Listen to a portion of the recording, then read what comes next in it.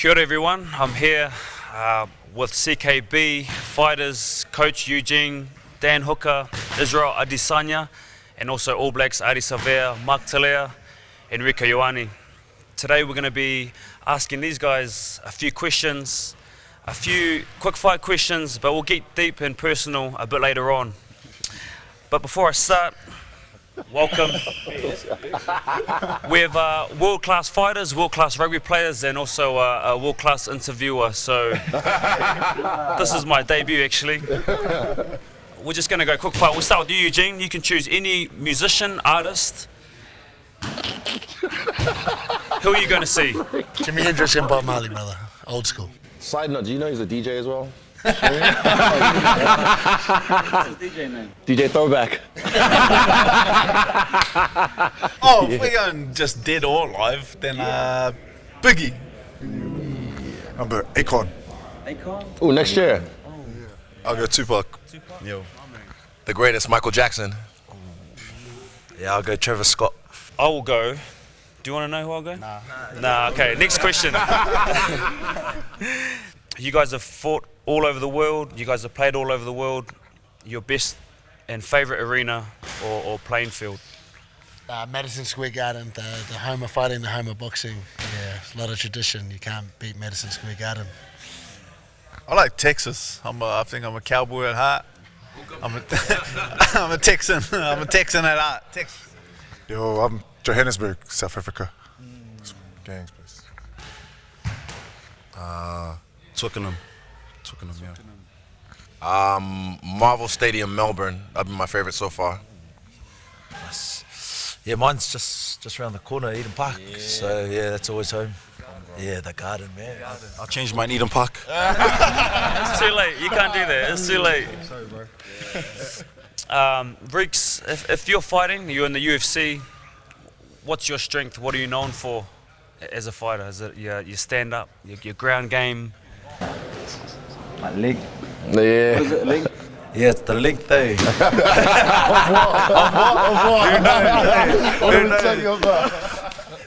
I don't know. Surely I can kick hard. I can kick hard. Tenacity. Tenacity, your tenacity. Yeah, 10. Mamba, question for you. You love your music. You can dance. You got good rhythm, good flow. You're a fighter. What's your walkout song? What are you coming out to? Is it a little performance like at Marvel that time? Nah, you can't. We did that as a skit. Dangerous. Nah, that's too dangerous. Izzy, remember we did that skit when you and Eugene came in? Yes, we did that's the right. walkout. We Yeah. You can do it. Oh, that's easy. You're South African. It's in there. What guy, my brother? Yeah, I like it. It's in there. Jam some Burna Boy coming out, yeah. On the low, yeah. Get some of that, yo. Plenty. There's heaps of songs, man. All right. Dan, question for you. Who in the UFC would you think would be an awesome rugby player? Anyone in here at CKB? He's the biggest. Brock Lesnar would go pretty good, I think, if he's running that, yeah.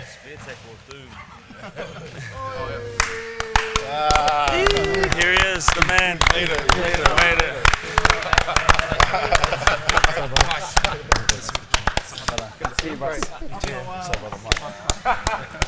Here he is. All good. Just welcoming Kai. Just come from the Warriors, and obviously we're big supporters of the Warriors up the Waz. It actually goes on well because we're going to talk about nicknames. Obviously, the last style bender, Don't Blink, Hangman. What do you think your nicknames would be? I got one for you actually, Rex. I thought about this. So Rieko Ioane.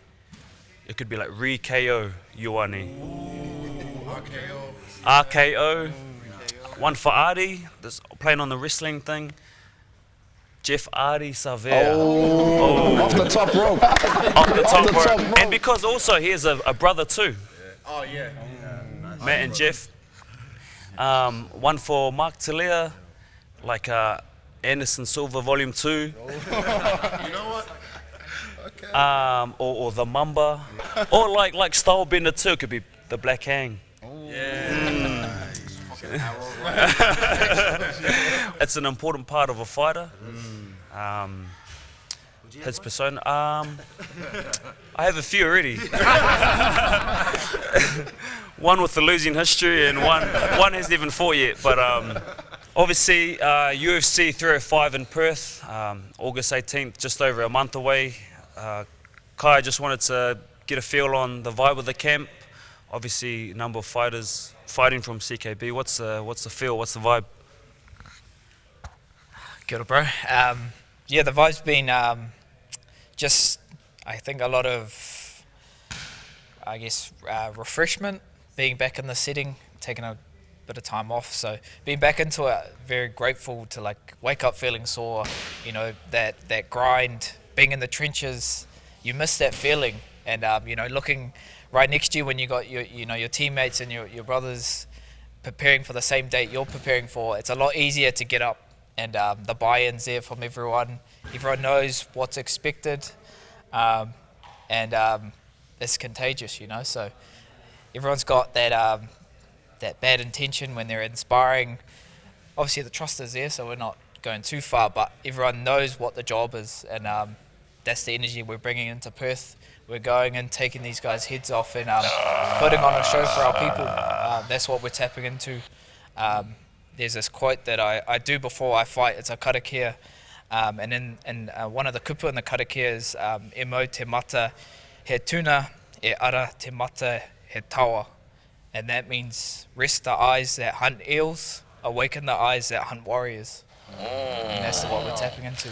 Goosebumps. Goosebumps. Goosebumps. Yes.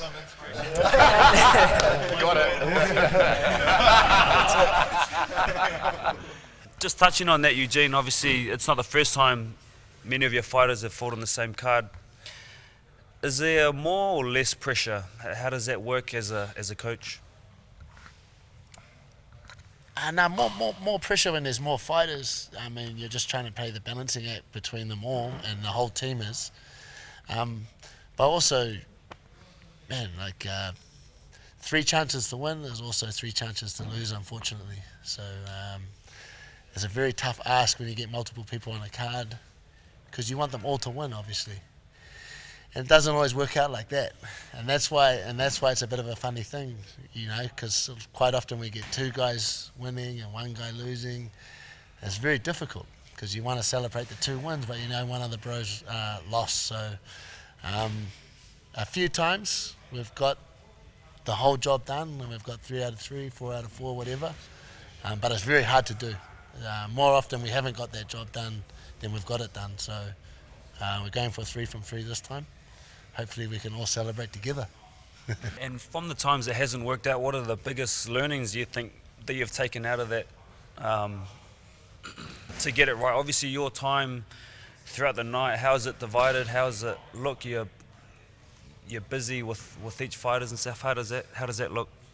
Yeah, I mean, the biggest learning I took is the biggest, I mean, I think it's the biggest any one gym's ever taken, was 6 to 1 fight night. And my biggest learning from that is it's probably too much. It's probably too much. And that was, or was it 5? The last one we did. Oh yeah, Sydney. Oh, Yeah. It was 6, yeah? And that was just too much. It was just too much going on. You wouldn't deny the boys that opportunity, you know. That nothing feels better than fighting alongside your brother. Like, nothing feels better. You'd never, fighting by yourself's good, but it's not the same. And I would never have denied the boys the opportunity for all 6 of them to fight together. But if I had to do that again, I would just probably keep it at 3 max. Yeah, because there's just too much going on. The coaches' minds are all over the place. There's 20 people in the changing room. It just lacks that little bit of focus that you need, that little 1% of extra focus that you need. It kind of just lacks that. So I probably wouldn't do that again. Awesome insight. I think as rugby players, we have the ability to lean on someone straight away. We train constantly with each other. When you're out on the field, you're always connected. Dan, do you want to share, like, as a fighter, how lonely can that be, being in the ring by yourself, or fighting towards a date, knowing that it's just going to be you and no one else when that time comes? I think that's what I love about the sport. Like, you also it is like lonely, but you get when you win, it's like you get everything. It's like a high. It's why I'm such a terrible gambler, because I go all in on the first hand. It's like that. It's absolutely all in. You can't hide behind anyone. But it's like, so when you lose, like the light's pointing straight at you, and you're the only one accountable for everything that went wrong.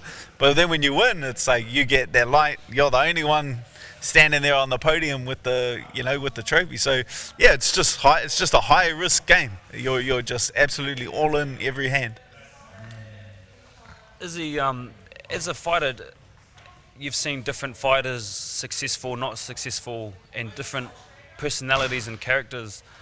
Like, do you think it takes someone really special and has to be a certain way or act a certain way, or a special person to be a fighter, or anyone has that fight in them, or anyone has the ability to be a champion regardless of what their background is or how they are as a person?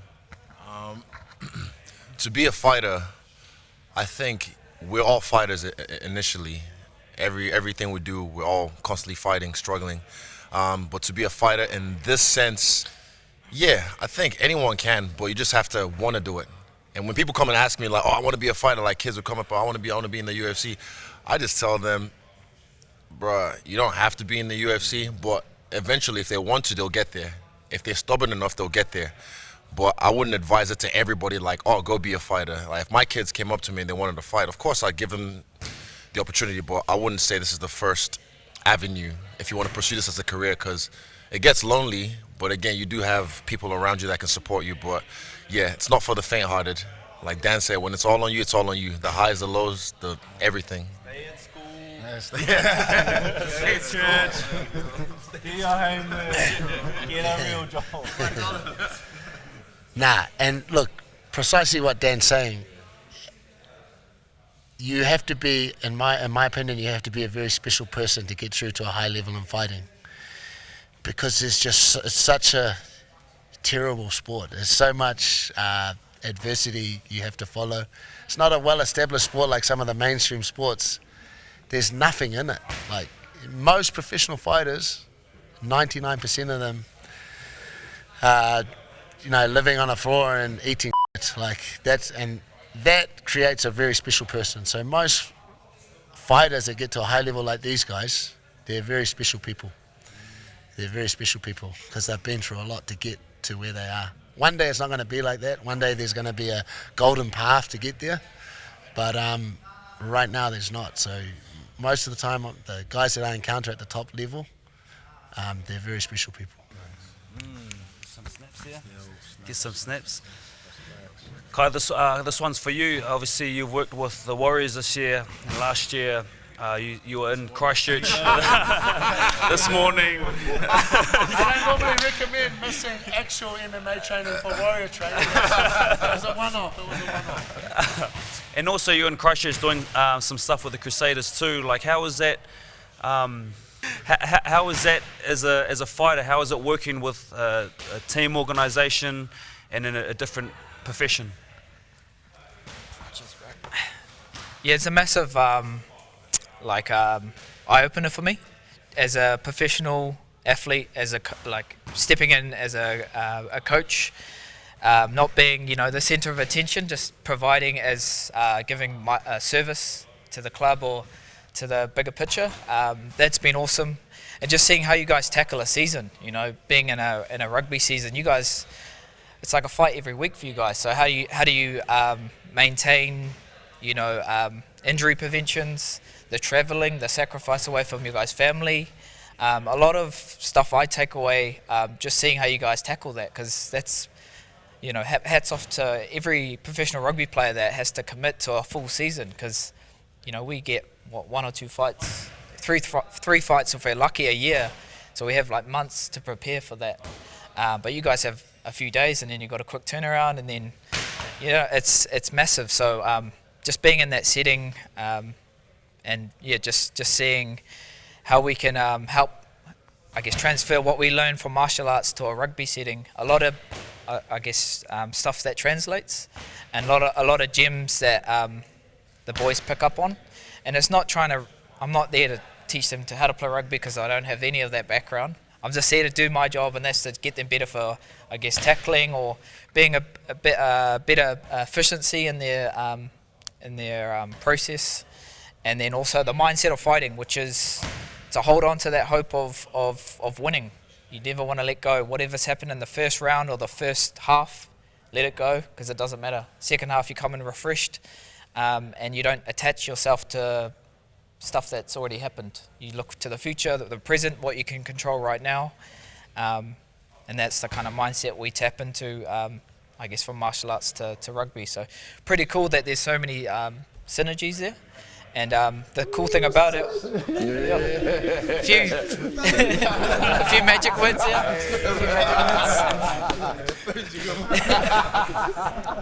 Can you spell it? No. How did your trainers go for the Crusaders, brother? Because I think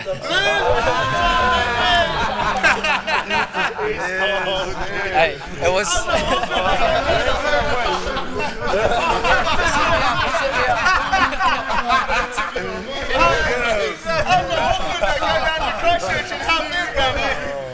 Hey, when Razor asks you to go down, you go down, bro. Hey, you say yes.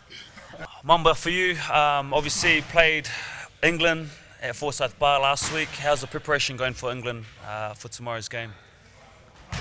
No, it's been mean.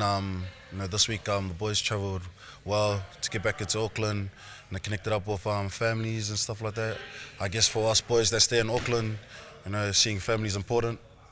Knowing that we're going to travel again soon, but prepping for this week, it's been mean. Had Reeks in my ear talking about a lot of things we can do to England and ways we can defend as well and attack. So excited, boys prepped well. Excited to see what happens on Saturday night. Mate. And Ards, for people that don't really play the same team again twice, like how does that work and how does it feel? Is it hard playing against England twice in a row? As a fighters, you wouldn't necessarily fight the same person again straight after. What is that like? I did.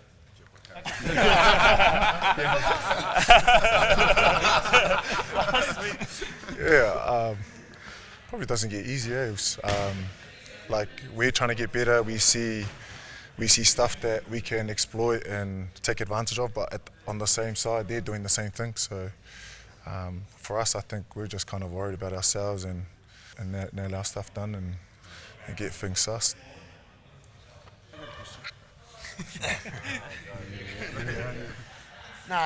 Because when you think about rugby, right, it's a team environment and a team sport. But I've always thought, if you think about the logic, if all 15 guys play better than the opposite 15, then that leads to success, right? So does that ever get emphasized in your guys' team environment? Do the coaches or the leadership group ever say, look, if you play better than the guy opposite you, or you target the guy opposite you, or if you play better than that guy, kind of like a fight, and if all 15 of you do that, then we're going to get success. Does that kind of mindset ever come into it?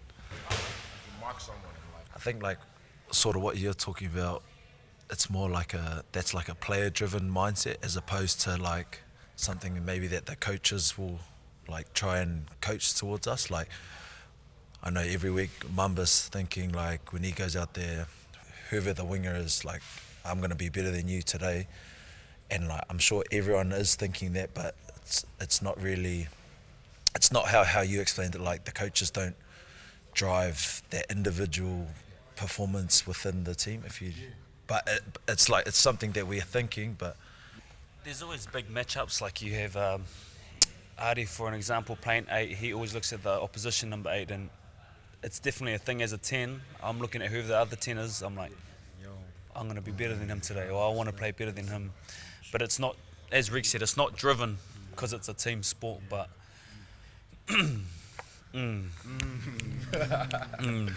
this one's for Riggs, and this is going a bit deeper. This is more about pressure. So tomorrow the All Blacks will play England at Eden Park. and the All Blacks have not lost at Eden Park since 1994. That's just another side of pressure, but obviously pressure as a player, pressure playing at an elite level. How do you deal with pressure, Riggs? Look, I think, pressure is definitely a privilege, and it's one that not too many people have, and I think us as footy players especially, like, similar, I guess not so similar to fighters because there's only a few special ones I've used, but we have quite a few rugby players and not many get to such a high level, so having this pressure on us, I guess, is a huge blessing. And I guess when things do get tough, you definitely have your small circles. I've got my brother, my mum, my dad, my partner, and my dog. So that's who I keep it with when things get tight. But just simple connections like a coffee with you boys, or even these catch-ups that aren't rugby related, that take your mind off the game, are what sort of get me through those harder stages, because once I was switch on, I have to be able to switch off, and that's real important. I'm gonna steal that one. Pressure's a privilege. Look out for the interview. Yeah, pressure's a privilege. Izzy, for you, you're always in the spotlight. There's always a lot of adversity. You're someone that speaks your mind. You ruffle a few feathers. People love you. People hate you. Being at the top of They do. They hate you too. being at the top of your game and being in such a spotlight, how are you able to remain yourself, I guess is the question, and stay true to that regardless? Good question. Staying ourselves. To be honest, just being in here. Every time you come in here, it's always a vibe. Like, we're all different individuals in here, unique people, but we all melt in here, and just it's a vibe if you're in here, and like you saw on the wall, it's the atmosphere. So it's contagious. You can't help but be a part of it. And having him around, and the coaches he's brought around from the old school, the Balmoral boys, they always keep us in check. Like Twist, Twist always keep you in check. That's the consistency, right? Yeah. That's the consistency. The environment stays the same. It's the same people. It's the same environment. When he had $20 in his pocket, when he's got $100 in his pocket, he's coming to here and it's just the same. So I think that's what helps keep the guys grounded. I always have a saying that everybody's the same piece of shit in here. You know what I mean? And that's true. No, appreciate your time, boys from CKB. Appreciate your time, boys from the ABs. Obviously, All Blacks are playing England tomorrow. All the best for the second test. August 18th in Perth, UFC 305. I'm excited. I'm going to be there. I can't wait. Are you going? We wish you all the best. Are you going? I'm going. Yeah, I'm going. I'm going. Oh. No. Anyway, you just ruined my whole outro to the thing. Yeah. Sure. Thank you for coming. Thanks for your time. Brothers, appreciate it. And all the best for your future endeavors. Thank you. That was fun.